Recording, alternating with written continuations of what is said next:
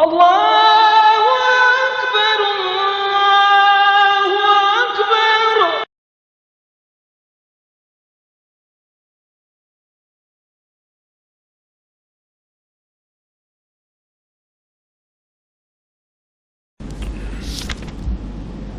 Assalamualaikum warahmatullahi wabarakatuh. Bismillahirrahmanirrahim. Alhamdulillahi rabbil alamin. Wassalatu wassalamu ala nabina Muhammad wa ala alihi wa sahbihi ajma'in. Allahumma alimna ma yanfa'una wa anfa'na bima 'allamtana. Allahumma faqihna fid din wa 'allimna at-ta'wil. Wa zidna 'ilman ya rabbal alamin. Rabbi shrah li sadri wa yassir li amri. Wahlul 'uqdatam min lisani yafqahu qawli. Subhanaka la 'ilma lana illa ma 'allamtana innaka antal alimul hakim. Wala haula wala quwwata illa billah. InsyaAllah pada malam ni kita sambung bab baru ni, hadis bab ke-40, hadis yang ke-798. Bab elok menyentuh dua rukun Yamaniyain, yakni rukun Yamani dan juga rukun yang terdapat padanya Hajarul Aswad, dan tidak perlu menyentuh dua rukun Syam. Hadis riwayat Ibnu Abbas, daripada hadis Ibnu Abbas radhiyallahu anhuma an Abi Sya'tha annahu qala wa man yattaqi shay'an min al-bait wa kana Muawiyah yastaslimul arkan faqala lahu Ibnu Abbas radhiyallahu anhuma innahu la yustalamu hadhani ruknani.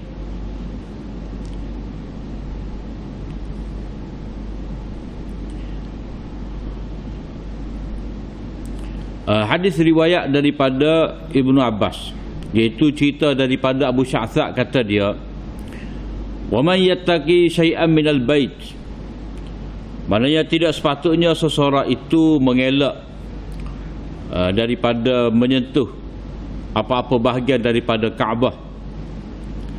Kenapa? Kerana Muawiyah itu menyentuh ke semua penjuru-penjuru Kaabah. Maka Ibnu Abbas berkata kepadanya bahawa tidak disentuh dua rukun ini, yakni tidak disentuh dua rukun Syam. Jadi cerita daripada hadis ini iaitu dalam hadis yang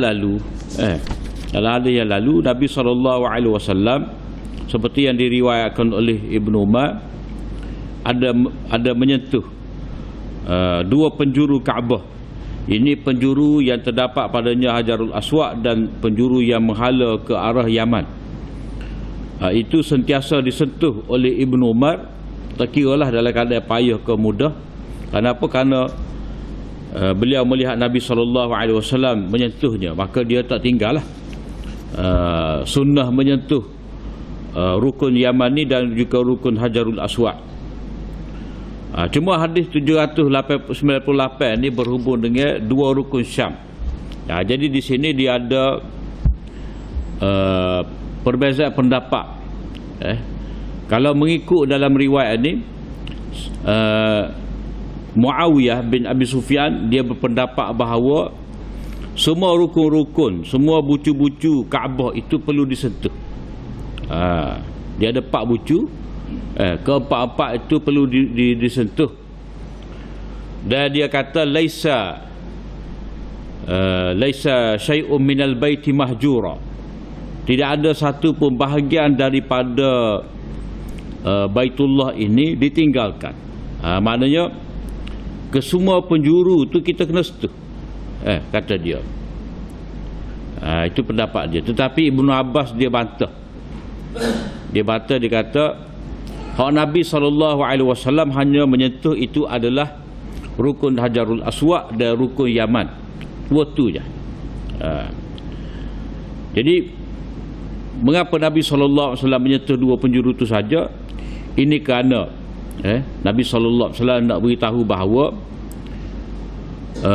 dua penjuru inilah adalah penjuru hak asal mengikut tiang Nabi Ibrahim AS.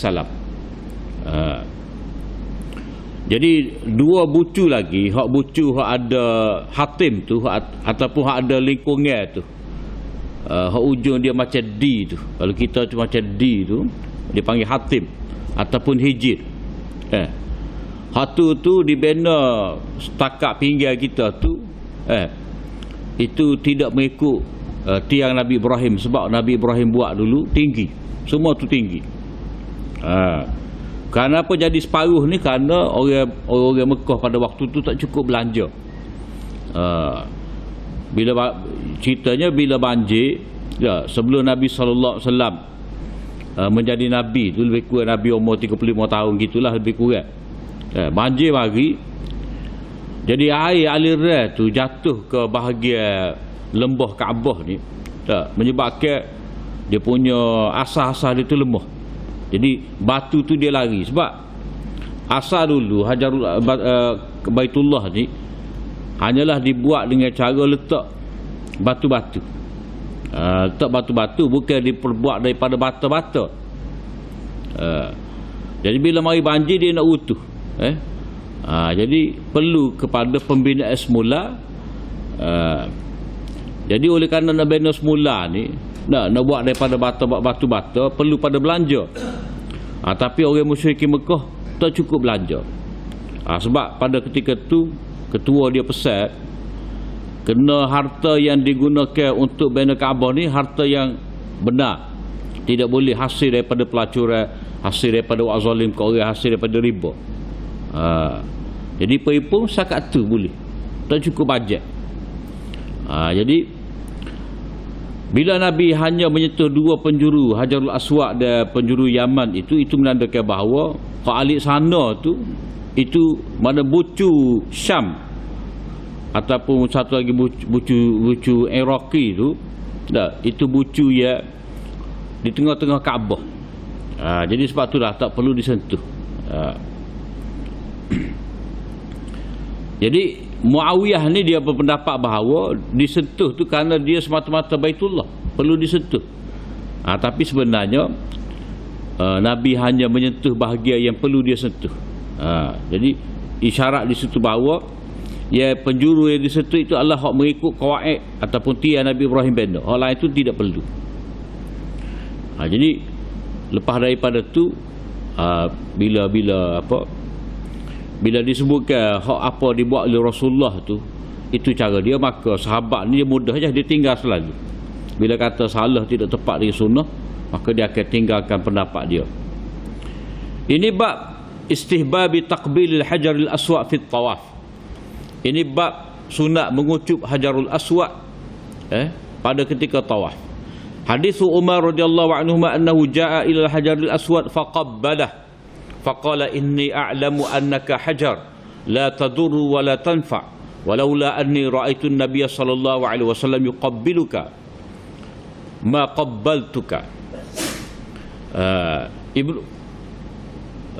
Hadis daripada Ibnu Umar bahawa hadis Umar ni, iaitu Umar ni dia pergi ke dekat dengan Hajarul Aswad, lalu dia pun kucuk. Dan dia kata, aku tahu bahawa engkau ini batu, tidak memberi mudarat dan tidak memberi manfaat. Kalaulah tidak kerana aku lihat Nabi SAW mengucup engkau, tentu aku tidak mengucup engkau. Jadi itu Sayyidina Umar. Jadi dalam masalah ni, dalam bab masalah Hajarul Aswad ni, dia perbuatan dituntut dua perkara. Istilam, mana menyentuh. Yang kedua, kita kucup dia. Adapun rukun Yaman tu kita hanya setuh je. Setuh saja. Kalau boleh setuh penjuru tu setuh. Kucup tak payah. Ataupun bahagian mana-mana bahagian kelambu Kaabah kau, ataupun hatim ataupun hijir tu kita nak pergi dekat siung, tak boleh. Tidak ikut sunnah. Tapi kalau kata dia mau pergi Mekah jamuh Kaabah ke tidak, kalau sekadar jamuh tu, nak jamuh tak apa, walaupun sebenarnya tak perlu, tak perlu. Apa pentingnya kita tawaf. Tapi orang kata nak asal boleh pegang Kaabah tu, sekadar tu tak apa, boleh. Tapi kalau kita kata menyentuh mana-mana bahagian Kaabah sebagai sunat, tu salah. Jadi hak boleh disentuh sebagai sunnah je penjuru Yamani dan Hajarul Aswad. Cuba Hajarul Aswad ni tambah daripada tu kita kucup dia. Dan ada riwayat lain letak dahi pun boleh juga. Ataupun dengan arti bila kita kucup Hajarul Aswad tu kena dengan dahi atas lah. Jadi mana dah, mana boleh lah. Tapi kalau kita bergocoh dengan orang, dah siku orang, ataupun kita bayar rasuah ke orang, tak pandai lah. Sebab dia amalan ni dia hanya sunat, tidak fardu, tidak wajib. Kemudian Sayyidina Umar kata ni apa ni? Dia start dengan muqaddimah, engkau batu tidak memberi mudarat, tidak memberi manfaat. Kalau tidak sahabit aku lihat Nabi mengucup engkau tu, tentu aku tidak akan kucup. Jadi dalam bab ni kata Imam Nawawi, Sayyidina Umar kata lagu ni supaya orang-orang yang baru masuk Islam ni dia tidak terpedaya dengan mengatakan bahawa serupa je Islam dengan tidak Islam. Kalau dulu kita semua batu, patung batu-batu tu, berhala-berhala. Kita masuk Islam ada lagi batu, kita mari kucup. Dia kena faham. Menyentuh Hajarul Aswad ataupun kucup Hajarul Aswad ni dia niat yang lain. Bukan kerana Hajarul Aswad tu dapat memberi manfaat ataupun dapat menolak mudarat ataupun menyebabkan mudarat kalau kita tidak kucup dia. Tidak. Ia hanya sebagai satu sunnah yang pernah dibuat oleh Nabi. Jadi kata Imam Nawawi, Ibnu Sayyidina Umar kata lagu ni supaya orang baru masuk Islam, mana mereka tu sudah biasa dengan penyembahan batu-batu ni, dia faham. Dia faham bahawa kucup ni bukan sebagai nak membesarkan Hajarul Aswad ataupun nak sembah dia, tapi adalah kerana Nabi pernah buat, kita pun buat jugalah. Jadi takut-takut orang faham, bila tak kucup Hajarul Aswad ni, kelik ni jadi gotu jadi gini. Apa tak kucup Hajarul Aswad. Seporang kita lah, kalau dia ada patah lagai kan, tak boleh jemur kain tengah malam, tak boleh nyuruk bawah jemurat bawah sidar kain, macam-macam. Jadi ataupun kalau tak buat gitu ni, kalau tak buat satu benda akan jadi gini, takut. Bimbang tu kalau tak buat. Kalau kita kata naik rumah baru, tawak jamu, tak panggil orang, lama ke mari gapo-gapo ke dah. Ataupun kalau kita beli motor baru, kereta baru ni, kalau kita tak jiruh dengan air mai hajat, jadi gini. Itu khayalan kita, kebimbangan kita. Sebenarnya tak payah jiruh pun. Kita beli kat, baca doa lah. Baca doa ya Allah, aku minta kebaikan daripada kenderaan ni, sesuai dengan tujuan dia. Tak payah baca kod Arab lah, baca kod Melayu. Ya Allah, aku minta kebaikan daripada kenderaan aku beli ni, dan aku minta perlindungan daripada kejahatan kenderaan yang aku beli ni. Aku minta kebaikan daripada manfaat dia. Lepas tu baca lah doa biar tahan lama ke gapo ke. Jadi tak payah jiru-jiru dah. Kita pergi steril tu jelah baca doa. Baca doa minta kebaikan daripada kenderaan yang kita beli ni. Kebaikan daripada sifat dia. Kalau kita beli Tesla tu, orang kata autopilot dah. Biar berfungsi betul-betul lah, boleh kita nak jenuh tidur. Dia nak kona ke, dia nak naik bukit turun bukit ke, kita yakin selamat kalau kita tidur. Jadi kita minta dia berfungsi seperti mana dia tu dicipta. Tak sih kita beli autopilot ni, Dua lekok dia kona pada legang. Maknanya kita tidak perlu kepada satu bentuk upacara renjis-renjis. Hak tu hak jubah kuning. Hak jenis renjis-renjis. Hak jubah kuning.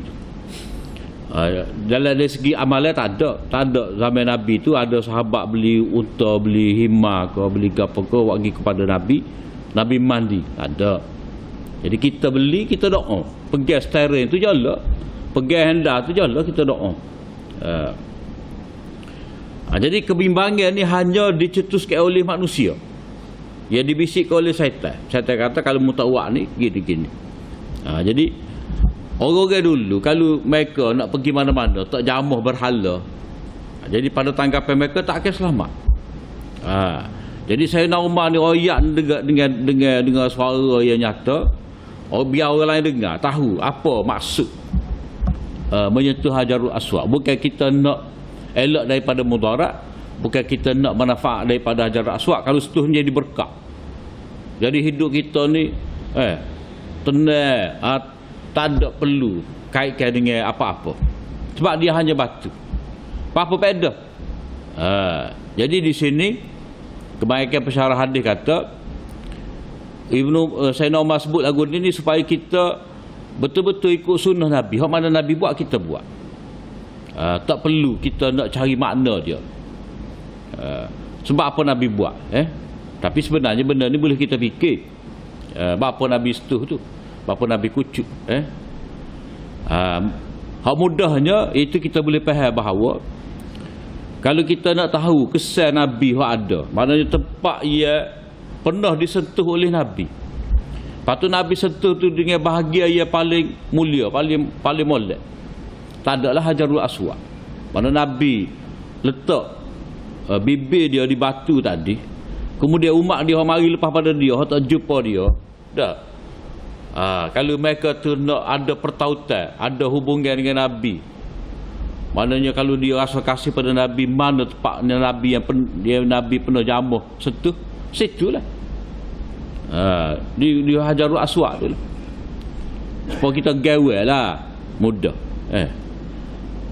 Gawe kita tu kita dia minum air dulu, bekas lecu dia tu kita pumpak, situ juga kita minum. Tu je nak mudah pasal apahnya. Cuma Sayyidina Umar tak terai lagu tu lah.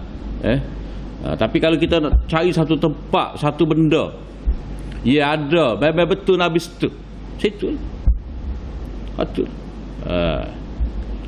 Jadi kalau kita kata sebenarnya kita nak tawaf situ tu, jalan dah tu tempat yang pernah Nabi pijak. Cuma zaman Nabi tidak mamar tu, kita mamar. Jadi kita tak seralah bahagia betul-betul tu, cuma tempat tu. Tapi kalau nak betul-betul tempat yang pernah dikucup oleh Nabi, kena tubuh Nabi, satu-satunya Hajarul Aswad.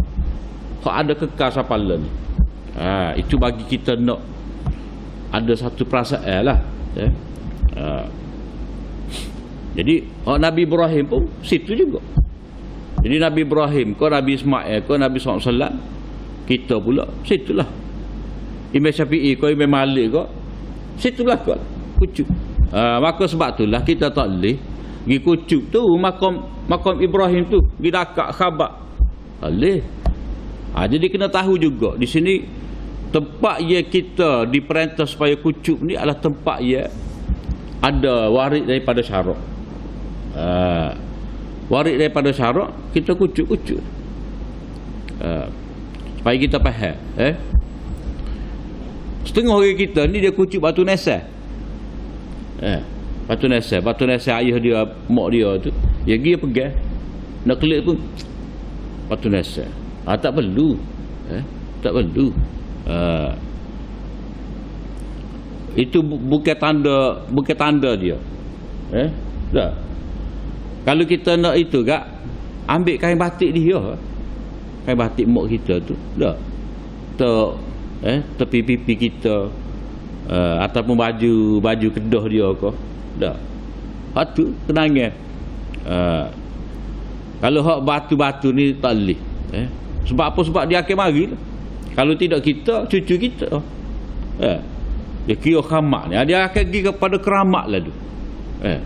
Siapa macam pelik lah, apa macam kubur Tok Nali. Waktu ya pergi masjid ke Kochi tu, dah mari ngatik dengan dikir, kocok pala-pala tina jatah di kubur Tok Nali pun ni. Dah. Hak ambo kelih hari tu nya, dia letak wasabah di Batu Nesek. Dia lekar sabah dia di Batu Nesek.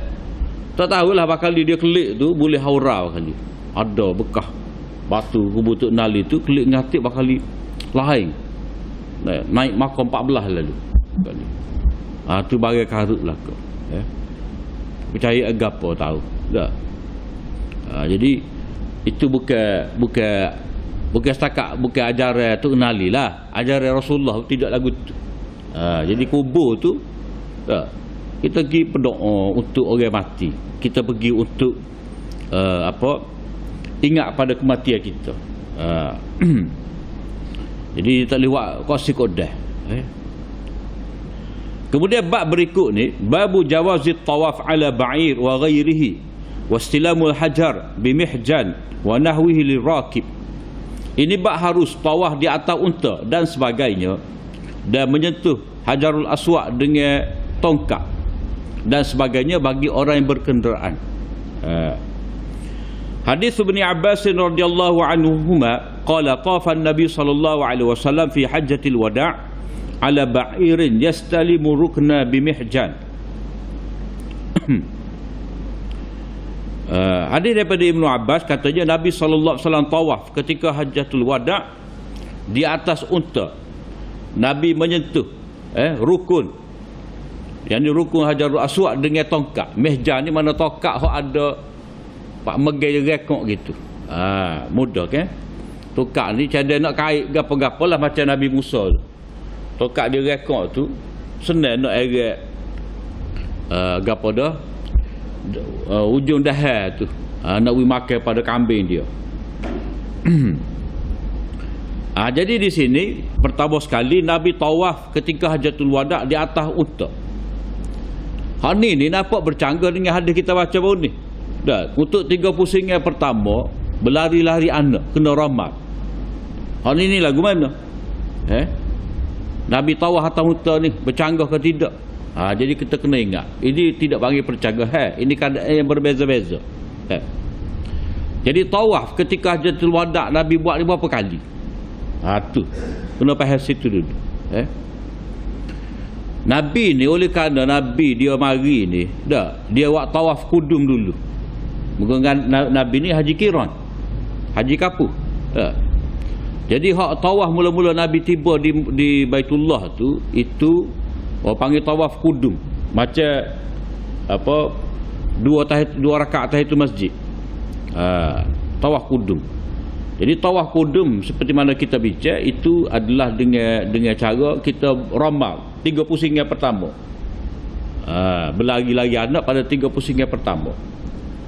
Lepas tu hak Nabi naik tawaf atas kuda, atas unta dia ni, iaitu setengah ulama kata ini pada ketika tawaf ifadah ataupun tawaf rukun, tawaf ziarah, tawaf hak 10 Zulhijjah tu lah. Setengah pula kata hak ni Nabi tawaf ketika tawaf wida', nak balik ke Madinah tu. Tawaf wida' lah, tawaf perpisahan tu, Nabi naik atas unta. Itu maknanya tidak bercanggah lah. Hak Nabi tawaf dengan berjalan kaki, ramah, berlari-lari anak tu, itu pada tawaf kudum. Kemudian hak Nabi tawaf atas unta dia ni, ini sebagai satu keluasan lah, kemudahan. Maknanya kalau kita nak eret unta kita masuk dalam Baitullah ni, tak boleh sekat demo. Maksudnya atas kenderaan. Lagu mana? Macam len ni skuter, tawafnya skuter, kursi roda ke apa ke, tak, skuter pun di ke atas kan, biung dah. Jadi Nabi nak tunjuk pada kita bahawa seseorang ada yang kalau dia perlu tawaf atas kenderaan, maka boleh dia berbuat demikian.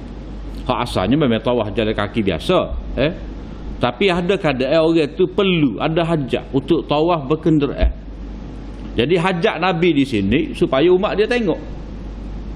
Nabi kata, khudhu anni manasikakum. Kamu naklah ambil kerja-kerja haji daripada aku. Jadi Nabi bila dia tawaf atas huta dia, jadi sahabat boleh tengok lah gapo Nabi buat. Sebab nak belajar dan nak sampaikan pula pada orang belakang. Jadi untuk tujuan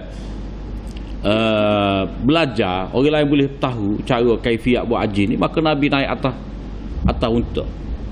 Jadi kias pada kita hala ni, kalau kita ada hajat, bukan sakit, kita ada hajat, mana kita sakit lutut, tak cekak, ataupun letih dah, ataupun kita demam. Kalau sakit tu sama telah lah, mana apa-apa hajat, kita tak larat nak jalan kaki, maka kita boleh tawaf atas kenderaan dan tidak menyalahi sunnah. Boleh juga. Cuma unta tak ada lah. Kita naik skuter, jadi tak ada masalah, boleh. Itu orang panggil kias. Kias. Jadi masalah Nabi naik unta tu bukan orang panggil, bukan ia dimaksudkan tu mesti naik unta, tidak. Maksudnya Nabi nak supaya sahabat tengok dia. Itu hajat Nabi. Nabi tak sakit, tapi hajat Nabi supaya sahabat dia belajar. Jadi hajat kita ni bergantung pada keadaan kita lah. Hajat kita sakit kok, kita letih kok, tak, kita tak larat ataupun berasa sekali nak terang, ada nak terang skuter Mekah, saja kita tak ada masalah, boleh. Sebab apa? Sebab tawaf banyak kali kita boleh buat. Kalau kita mari umrah, kita lepas daripada tawaf umrah kita tu, esok tu kita nak umrah, nak tawaf, buatlah. Moga ni peluang kita ada.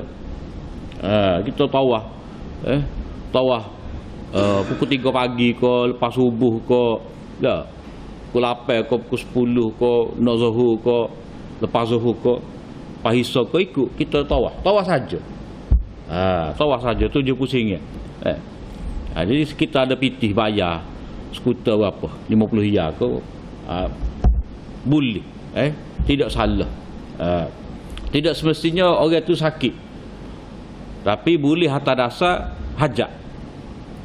Kalau perlu, kalau biasa perlu, dia boleh naik, bukan saja-saja.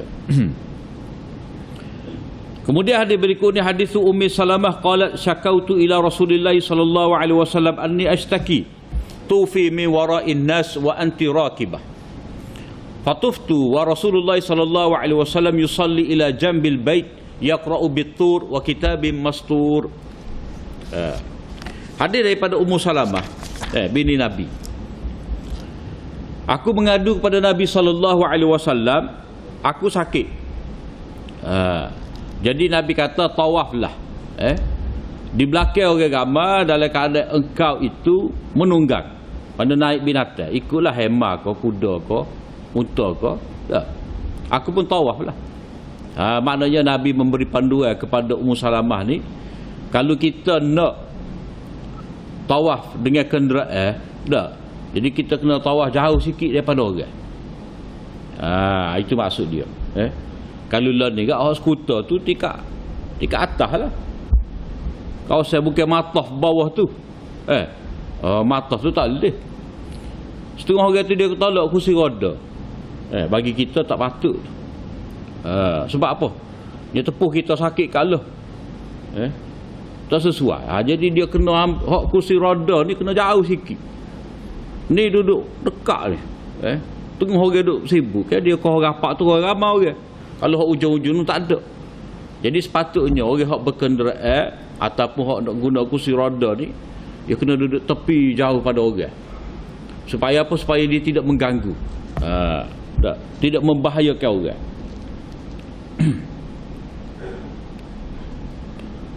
Itu sewajarnya. Jadi Nabi memberi panduan pada Ummu Salamah, mi wara'in nas, mana jauh pada orang. Walaupun asalnya di belakang orang, maksudnya di sini jauh pada orang lah. Sebab kalau duduk belakang orang, Kita duduk belakang orang, pas belakang kita tak ada orang. Hanya ada jugalah.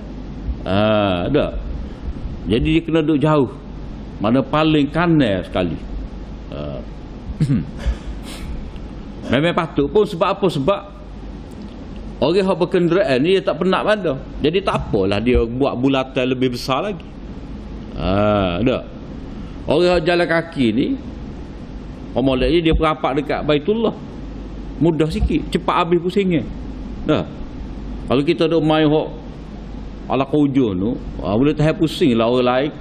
Orang lain setengah jam, kita 45 minit.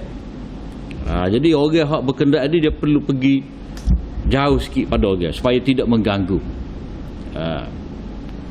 Cuma Nabi tu oleh kerana dia oleh kerana dia tu rasul sebagai muallim.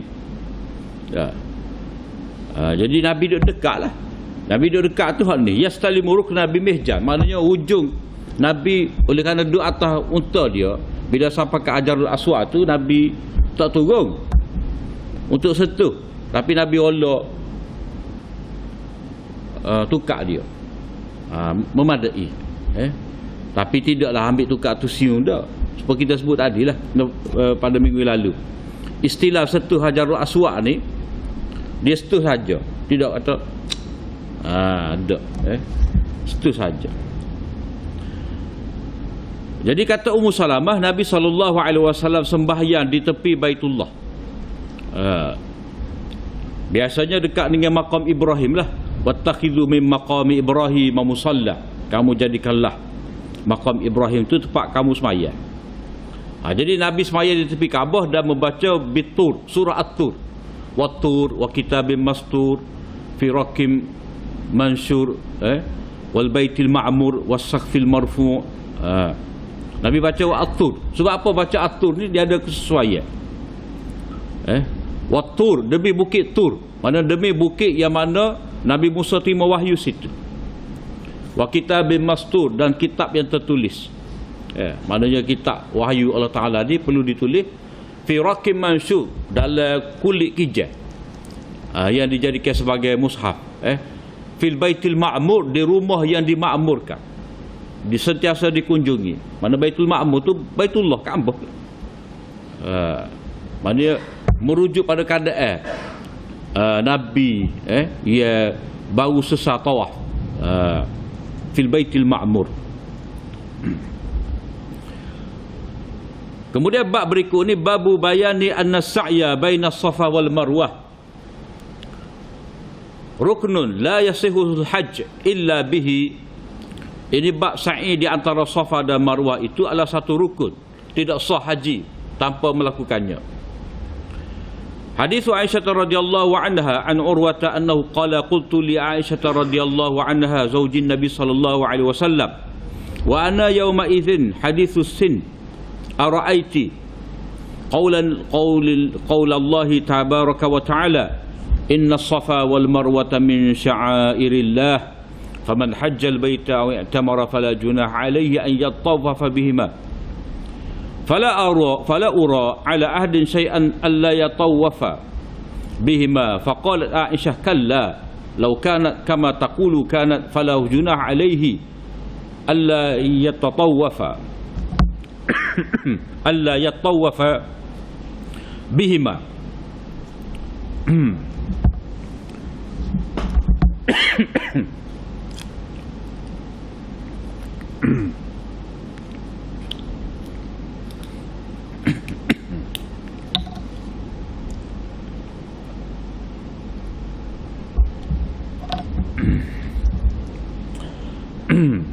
Innama unzilat hadhil ayah fil ansar kanu yuhilluna limanah wa kanat manatu hadwa qudaid wa kanu yataharrajuna an yatufu baina as-safa wal marwah falamma jaa al-islam sa'alu Rasulullah sallallahu alaihi wasallam an dhalika fa anzalallah ta'ala inna as-safa wal marwata min sya'airillah faman hajja al-baita aw i'tamara fala junah alaihi an yatawafa bihima. Hadis riwayat daripada Aisyah, ceritanya daripada Urwah bin Az-Zubair Anak saudara Aisyah lah, anak pada Asma dan Zubair. Urwah ni dia kata kepada Aisyah, isteri Nabi, pada ketika tu dia budak lagi, belia lagi, budak lagi. Dia tanya kepada mak saudara dia Aisyah, lagu mana firman Allah Taala ni? Inna Safa wal Marwata min sya'airillah. Sesungguhnya bukit Safa dan bukit Marwah itu di antara syiar-syiar agama Allah, mana tanda ataupun lambang keagungan agama Allah yang perlu diperbesarkan sebagai tanda kita taat kepada Allah. Jadi maka siapa-siapa yang buat haji ataupun mengerjakan umrah, maka fala junah alaih, maka tidak menjadi salah kepadanya itu untuk tawaf di situ, untuk dia keliling ulik-alik ke situ. Jadi dia ni dia kata tak salah. Jadi dia rasa pelik. Jadi kata dia, fala ura, aku rasa tidak salah kepada sesiapa untuk tidak tawaf. Tidak salah untuk tidak tawaf. Sedangkan Quran kata tidak salah tawaf. Jadi saya duk serah tidak salah kalau tidak tawaf. Tidak salah kalau tawaf. Maknanya asalnya salah, jadi boleh. Tidak salah kalau tidak, maknanya tak perlu. Jadi dia Urwah ni dia rasa tak perlu tawaf. Maknanya sebagai tidak wajib. Sebab dia kata ayat tu tidak salah. Tidak salah tawaf. Tidak salah tawaf, maknanya tidak salah kalau tidak tawaf. Dia faham gitu. Aisyah kata tidak. Kalau demikian, kalau demikian seperti mana kamu kata, maka tidak salah kalau tidak tawaf. Maknanya sunat tawaf tu. Sedangkan ayat ni dia turun dengan maksud yang lain. Itu sebab nuzul kepada ayat ni turun berkenaan dengan orang Ansar. Orang Ansar ni bila mana mereka zaman dulu dah, zaman sebelum mereka Islam. Sebelum Islam tu mereka mari Baitullah belaka, buat haji. Haji cara jahiliah lah.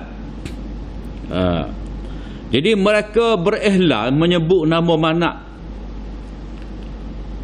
Jadi di bukit Safah tu ada berhala Manak mereka. Dah. Dia bukit Manah ni dia tempat lain. Mereka berihlal untuk berhala Manah, dan di Safah tu dia ada berhala satu tu, berhala tu nama dia Isaf. Satu lagi di bukit Marwah tu pula ada Nailah. Dah. Jadi zaman dulu dah mereka buat haji labaitu bil haji limanah. Jadi mereka sebut nama berhala untuk buat haji. Jadi mereka pergilah. Bila mereka tawaf tu muka ada berhala, 350 berhala. Situ tawaf dah, ni ada berhala. Sudah tu pergi sa'i pula antara Safa dan Marwah, situ ada berhala juga. Berhala apa, Isaf dengan Nailah. Jadi mereka Manah ni dia berada dekat arah Kudaid. Kudaid ni satu tempat lah di kawasan Mekah tu. Jadi Kudaid ni sebelum tiba di Mekah tu satu tempat. Jadi ada Manah situ. Seolah-olah di pintu masuk Mekah tu ada berhala Manah tu di tempat yang bernama Kudaid, menghala ke arah Kudaid. Jadi mereka ni bila masuk Islam, mereka rasa bersalah untuk tawaf di antara Safa dan Marwah. Sebab dia ingat mai buat haji dulu dah, sebelum Islam mai buat haji juga. Masa mari buat haji tu di atas bukit Safa ada seekor berhala, di bukit Marwah ada seekor pula. Jadi masuk Islam tu kena pergi juga buat benda sama juga. Cuma bila Islam ni Nabi putuslah 360 tu. Begitu gah ada di bukit Safa Marwah tu Nabi buat belaka tak ada dah. Sebab Nabi pada tahun ke-9 tu Nabi telah arah kepada Abu Bakar untuk buat haji dulu. Sebelum Nabi buat haji pada tahun ke-10 tu, Nabi hantar dah Abu Bakar buat haji pada tahun ke-9. Nabi kata mu kena istihad. Tidak boleh seorang pun tawaf di Kaabah melainkan dalam keadaan berpakaian. Resam dahulu dengan tawaf dengan telanjang tak ada, jangan ada. Dah. Kemudian jangan ada seekor pun berhala di tempat-tempat manasik ni. Di Kaabah, dekat Maqam Ibrahim, dekat Safa, Marwah, dekat dengan Mina ke Arafah ke, jangan ada seekor pun. Sebab Nabi nak mari ni tauhid. Tak ada seekor pun berhala. Jadi Nabi atas dulu Abu Bakar. Jadi orang-orang Ansar ni dia teringat di Bukit Safa tu ada seekor berhala. Dia teringat. Jadi bila masuk Islam kena mari juga sini. Jadi dia rasa bersalah. Toleh ni tempat berhala. Tambah pula orang Ansar ni dia duduk di Madinah. Madinah ni gelewaknya orang Yahudi. Orang Yahudi ni dia deki sama dengan orang Islam. Orang Yahudi ni kata orang Yahudi kata pokok mu ni besar juga. Tempat syirik. Pokok dia kata pada orang Islam, orang Ansar, pokok mu besar juga ni benda syirik ni. Muhammad ajar kamu Bukit Safa, Bukit Marwah. Jadi tu ayat ni nak beritahu Bukit Safa Marwah ni asalnya tempat nama Allah disebut. Ketika Hajar duduk berlari mari dah dia sebut nama Allah. Nabi Ibrahim pun lagu 3 waktu haji sebut nama Allah. Di situ tempat orang-orang beriman sebut nama Allah. Cuma bila agama Nabi Ibrahim diubah, maka orang buat syirik, dia letaklah berhala situ. Jadi tukar daripada sebut nama Allah, mengagungkan nama Allah, mengagungkan nama berhala. Jadi hak Nabi buat ni nak balik pada asal. Tepat syiar agama Allah, nama Allah disebut, diagungkan. Jadi orang-orang Yahudi dia tak faham, dia kata Muhammad ajar kamu besar berhala-berhala. Sedangkan asalnya tempat syiar agama Allah, nama Allah disebut. Gak orang Yahudi ni dia kata ni bagian ngaruk ni, dia kata asalnya ada berhala nak ilah dengan Isa di Bukit Safa, Bukit Marwah tu. Asalnya nak ilah dengan Isa ni sepasal kekasih. Mereka ni zina dalam Kaabah katanya. Jadi bila zina dalam Kaabah tu disumpah jadi batu, maka untuk pengajaran pada orang kemudian dia pergi letak atau Bukit Marwah, seorang lagi letak di Bukit Safa. Mana sebagai peringatan, pengajaran. Jadi bila lalu kat tu tengok ni zina jadi batu dah. Tapi lama-lama beratus-ratus tahun, jadi orang anggap ada berhala ni, ada berhala wali ni. Jadi kita kena puja, seru dia untuk tolong kita. Jadi itu perubahan. Jadi orang Ansar ni dia walaupun tak ada berhala, dia teringat. Dia teringat ada berhala dahulu, lepas tu dia teringat kata-kata orang Yahudi ni. Jadi rasa bersalah. Sa'i di situ. Jadi mari turun ayat ni betul. Asalnya Bukit Safa dan Marwah ni antara syiar agama Allah, maknanya tempat-tempat Allah diagungkan, nama Allah disebut. Itu maksud sebenar.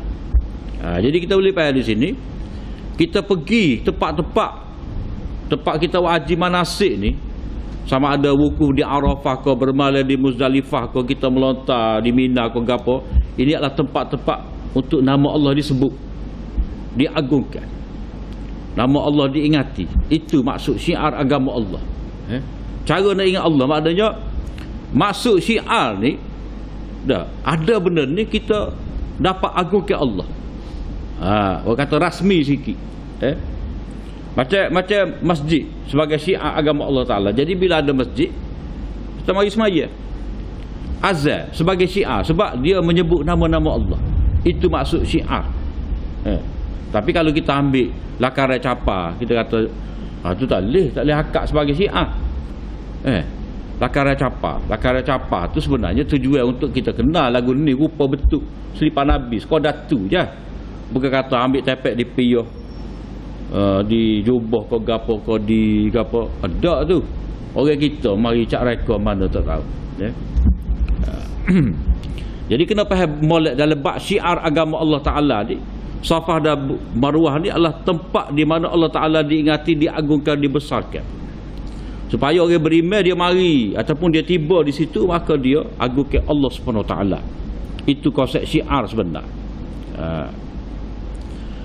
Jadi bukit Safa dan Marwah itu dah. Ni. Jadi mereka rasa bersalah tawaf di situ. Maka bila mana Islam mari, mereka tanya pada Nabi, Allah Ta'ala pun turunkan ayat Safa dan Marwah itu adalah syiar agama Allah. Cuma orang Yahudi lah, jahat dia tu, dia degi, dia kata Muhammad ajar pada kamu syirik. Sedangkan tidak. Sedangkan di situ sebut nama Allah, bukan sebut nama La Uzza, tidak, sebut nama Allah. Jadi sesiapa yang tawaf ataupun sa'i antara Safa dan Marwah tadi ketika dia buat haji, maka tidak salah. Pada tidak salah tu merujuk kepada bila tidak ada lagi kesan syirik, maka tidak salah kamu buat ibadat cara yang betul. Dah. Macam kalau dululah, kalau contohlah, orang tu dia sebelum Islam dia ada sembelih-sembelih tertentu ni. Sembelih untuk berhala ke gapo ke. Jadi dia masuk Islam ni, dia tengok ada juga sembelih. Sembelih korban. Dah 10 Zulhijjah, 10, 11, 12, 13. Dia tak boleh kata Islam ni sepuluh agama aku dulu ada sembelih untuk Tuhan. Dia tak boleh kata gitu. Sebab apa? Sebab sembelih dalam Islam ni ada cara dia, ada maksud dia. Dah. Walaupun ada dalam agama dia dulu, bila masuk dalam Islam, sembelih itu ada tapi dengan cara dia. Orang agama lain sembelih dia tu dia tak boleh makan. Patut siapa-siapa tak boleh makan, busuk gitu. Tak. Kita ni tidak. Fa iza wajabat junubuha fakulu minha. Bila mana uta tu rebah. Uta tu rebah. Maknanya orang sebelah uta ni cacat. Fa iza wajabat junubuha, bila uta tu rebah, fakulu minha, makan. Allah Ta'ala suruh makan. Maknanya korban kita nilai, korban kita ni korban dengan memberi. We makan kok orang. Kita makan sikit, lepas tu hal lain kita bagi makan kok orang. Korban agama lain, korban semata-mata korban, tak ada siapa makan, busuk gitu. Gapo lagi? Persembahan untuk Tuhan. Kata wahnya gapo ke? Tak. Punah gitu. Islam tidak. Islam dia ada maksud bila mana disyariatkan satu benda. Jadi tidak perlu orang-orang baru masuk Islam ni kalau dia tengok seakan-akan ada persamaan agama dia dengan agama Islam, sebenarnya tidak. Tak sama, tak akan sama. Sebab apa? Sebab kita ni ada maksud, ada tujuan, ada cara dia tu, dia dengan tujuan untuk menegakkan tauhid, menzahirkan keagungan Allah Subhanahu Wa Taala. Sebab kita semaya ngadak ke Baitullah lah. Ngadak ke Baitullah tu sebagai tanda kita bersatu. Semua tu tumpu ke arah tu. Bukan kata Baitullah tu objek yang disembah. Sebab kalau tak ada Kaabah pun tetap kena ngadak situ. Dan tak boleh kita nak buat replika Kaabah letak depan kita. Tak boleh. Jadi mengadak Baitullah, mengadak arah, mengadak Baitullah bagi orang yang duduk Mekah, yang duduk luar daripada Mekah, mengadak arah. Jadi bila kita faham mengadak arah tu, syatral Masjidil Haram tu maksudnya Kaabah tu bukan objek disembah tetapi hanya sebagai lambang kepada penyatuan, pusat tauhid. Maknanya orang-orang beriman ni dia akan berkumpul di situ. Semua orang beriman di segenap pelosok dunia ni dia akan tumpu situ. Itu maksud Kaabah Baitullah, bukan semata-mata bukanlah objek yang disembah. Kemudian hadis satu lagi tu hadis daripada Aisyah juga lebih kurang lagu tu. Tapi tak boleh lah. Kena sambung minggu depan. Minggu depan tak ada. Pasal lagi. Yalah. Nanti akan datang kita akan sambung lah. Lepas tu satu perkara lagi, kita duduk ita-ita tengok ni bab haji kita ni panjang dah, lambat lagi nak habis. Ya haji-haji ni dekat nak haji pun sedap lepas puasa dah. Kita duduk fikir-fikir apa gaya kita tangguh dulu bab haji ni. ok dulu. Tidak lakar kita, ok mata. Dia fikir-fikir, kita pergi bak nikah lah, segar sikit. Segar sikit bak nikah. Jadi hak haji tu insya-Allah kita akan baca pula lepas puasa lah. InsyaAllah kalau panjang umur ada rezeki. Jadi kita hold dulu, tangguh dulu bab haji ni, berhenti dulu, kita sambung. Kita akan sambung semula lepas puasa. Jadi untuk akhir datang ni kita bab nikah lah. Bab nikah. Wallahu a'lam. Wa akhiru da'wana alhamdulillah.